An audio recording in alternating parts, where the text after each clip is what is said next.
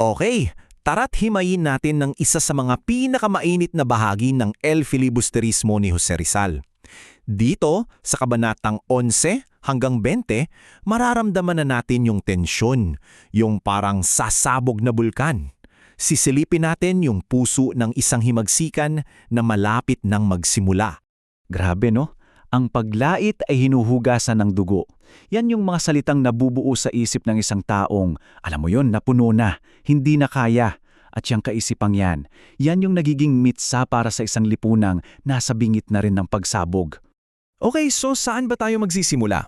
Doon tayo sa Los Baños. Picture this, yung mga pinakamakapangyarihan sa Pilipinas noon nagbabakasyon. Relax na relax, pero sa likod ng mga ngiti at tawanan, dito mismo natin makikita kung gaano na pala kabulok ang sistema. So ano bang ginagawa ng mga bigatin na to? Ayan, kunwari, nangangaso, naglalaro ng baraha, pero huwag kayong magpalinlang. Ang totoo, habang abala ang Kapitan General, yung mga praile, nagpapatalo pa nga sa baraha para lang makuha yung gusto nila. At ano yung isa sa mga pinakamalaking desisyon na tinapong lang nila? Yung hiling ng mga estudyante para sa isang akademya ng wikang Espanyol? Bakit? Simple lang. Takot sila na kapag naging matalino ang mga kabataan, lalaban sila. At dahil sa ganyang sistema, dito na ngayon papasok ang isang tauhan na magiging simbolo ng pagkasuklam. Siya yung estudyanteng sasabog na sa galit at yung pagsabog niya, yun ang magpapasiklab sa mga susunod na mangyayari. Kilalanin natin si Placido Penitente. Si Placido, hindi yan basta-bastang estudyante Top student yan, galing sa mayamang pamilya. Pero pagod na siya, suko na. At para maintindihan natin kung bakit, silipin natin yung klase niya sa pisika. Imagine, mahigit 150 kayong nagsisiksikan sa isang kwarto. Ang lugar na dapat sanay para matuto ka, naging simbolo na lang ng pagtitiis. At yung classroom, meron silang mga gamit sa fisika, yung mga instrumento. Ang gandang tingnan, pero nakakandado lahat sa isang glass cabinet. Display lang. Hindi pwedeng hawakan, hindi pwedeng gamitin ng mga Pilipinong estudyante. So para saan pa, di ba? Parang pangako ng kaalaman na tinititigan mo lang sa malayo. At yung guro nila, si Padre Emilion, mas grabe. Imbes na science yung ituro, parang filosofiya at pangiinsulto ang inaatupag. Kilala niyo ba yung tipong ng guro na parang nag-e-enjoy kapag napapahiya ka? Ganun siya. Bawat tanong niya patibong.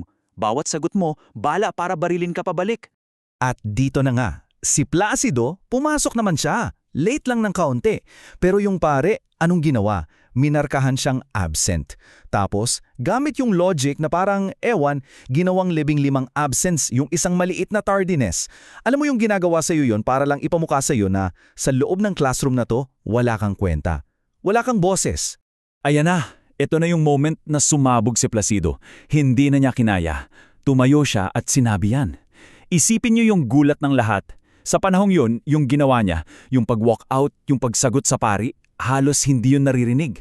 At yung paglabas ng yan sa classroom, yun din ang pagpasok niya sa isang mas mapanganib na mundo. Okay, so habang si Placido pinili na yung daan ng direktang paglaban, sa kabilang banda naman, meron pa ring mga estudyanteng naniniwala sa sistema. Sila Macaraig at Isagani. Ang tingin nila, kaya pa tong daanin sa magandang usapan, sa diplomasya. Ang goal nila, simple lang naman, makakuha ng permit para magtayo ng isang akademya ng wikang Espanyol. Puno sila ng pag-asa kasi para sa kanila, edukasyon talaga ang sagot. Yun yung susi sa pag-unlad. Ang problema lang, yung sufi na yun, iisang tao lang ang may hawak. At sino tong taong to? Siya si Don Custodio. Ang tingin niya sa sarili niya, napakagaling. Buena tinta or good authority daw. Pero sa totoo lang, ang tingin niya sa mga Pilipino hanggang pagiging utusan lang. Dapat daw manatili lang sa lugar nila. So, paano aaprubahan ng ganitong tao ang isang bagay na magpapaangat sa mga Pilipino? Di ba? At ginawa nila lahat ng tama Nakipag-usap sa mga posibleng kakampi tulad ni Padre Erine. Kumonsulta sa abogado na si Senyor Pasta. Pero anong napala nila? Pader. Ang laging sagot sa kanila, delikado yan. O maghintay lang kayo. Dito na unti-unting nagiging malinaw sa kanila na yung sistemang sinusubukan nilang baguhin dinisenyo pala mismo para hindi magbago. So habang yung mga estudyante, abala sa paghahanap ng legal na paraan, may isa namang tao na kumikilos sa dilim. Isang plano na hindi nakikipag-usap, hindi nagpepetisyon. Ito yung plano ni Simone. Sa isang party ng isang mayamang negosyanteng Chino, si Quiroga, gumawa ng deal si Simon. Simple lang ang alok niya. Babawasan niya yung utang ni Quiroga kapalit ng pagpayag nitong itago sa bodega niya yung mga baril. Yes, mga baril para sa revolusyon. Tahimik na inihahanda ang lahat.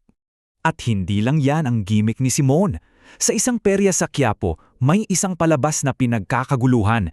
Isang misteryosong American showman, si Mr. Leeds, at yung atraksyon niya, isang ulo ng Sphinx na nakakapagsalita. Nanonood siyempre yung mga praile at opisyal. At anong sinabi ng ulo? Nagkwento ito tungkol sa isang sinaunang Ehipto. Tungkol daw kay Imutis na pinatay dahil sa pakana ng isang masamang pari na may gusto sa babaeng mahal niya. Sound familiar? Parang may pinapatamaan yung kwento, di ba? At yung reaksyon ng isang tao sa audience, doon nagkakaalaman. Habang nagkukwento yung ulo, bigla itong tumitig ng diretso kay Padre Salvi. At anong nangyari? Si Padre Salvi, hinamatay. Sapol na sapol kasi yung kwento sa mga kasalanan niya sa nakaraan. Sobrang takot niya, kinabukasan, pinagbawal na yung palabas.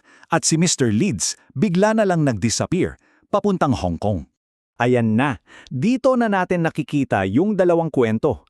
Yung mga estudyanteng sinusubukan pa ring maging mapayapa at si Simon na inihahanda na ang digmaan. At yung dalawang landas na yan, malapit ng magbanggaan. So, dalawa yung pagpipilian dito, di ba? Sa isang panig, nandyan yung plano ng mga estudyante. Reforma. Kausapin natin yung mga may kapangyarihan, daanin natin sa legal na paraan. Sa kabilang panig naman, yung plano ni Simon. Revolusyon. Gagamit tayo ng armas, lilikha ng gulo, at aagawin natin ang pagbabago. Dito talaga maglalaban ang dalawang ideya. At sinong mag-aakala? Si Placido, yung estudyanteng sumabog sa galit habang pagala-gala sa syudad, nakasalubong niya si Simon. Perfect timing! Nakita ni Simon sa galit ni Placido yung mismong sangkap na hinahanap niya para sa kanyang revolusyon. Tapos, dito na nilatag ni Simon yung mga baraha niya kay Placido. Ipinakita niya kung sino-sino na ang kasama niya. May dati siyang maestro na gumagawa ng pulbura, nandyan si Kabesang Tales na puno ng galit, mga sundalong ayaw na rin sa sistema. At ngayon, kailangan niya ng mga kabataan tulad ni Placido. Sinabi rin niya kung bakit kailangan magmadali dahil kay Maria Clara na unti-unti nang namamatay sa kumbento. Ito yung justification ni Simon. Para sa kanya, kailangan munang sirain ang lahat para makapagtayo ng bago. Dala-dala niya yung mga multo ng nakaraan, yung sinapit ng tatay niya, yung pagkamatay ni Elias. Naniniwala siya na yung lipunan parang isang sakit na malala na. Hindi na ito gagaling sa gamot. Kailangan ng sunugin para mawala ng tuluyan. At dito tayo naiiwan ng mga kabanatang ito na may isang napakabigat na tanong. Kapag yung mismong sistema ay ginawa para hindi ka pakinggan, para baliwalain ka, anong gagawin mo? Susubukan mo pa bang kumatok sa pintong hinding-hindi naman magbubukas o ikaw na mismo ang gigibas sa pader na yan?